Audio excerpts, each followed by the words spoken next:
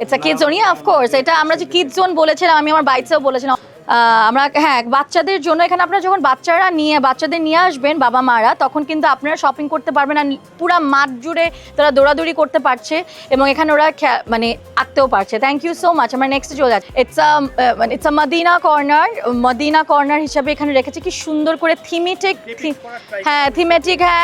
Thematic ওয়েতে ওনারা করেছে। এখানে এসে আপনারা just you can just have your time with your friends and family.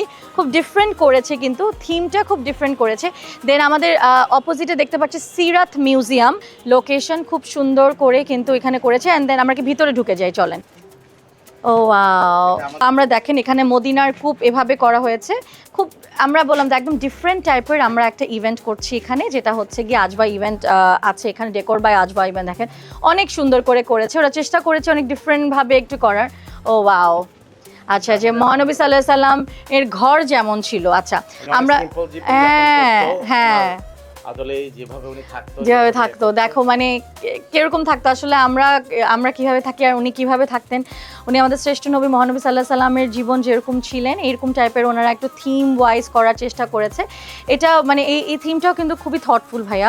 এই জায়গাটা প্রাইভেট রাখা হয়েছে যাতে আচ্ছা রেসপেক্ট দিয়ে থাকে ভিতর দিয়ে, রাইট। মানে এটা কিন্তু কেউ চাইলেই ঢুকতে পারছে না, এটা কিন্তু একদম ওপেনও না, একদম ভিতর করে। তারপর হচ্ছে ওকে,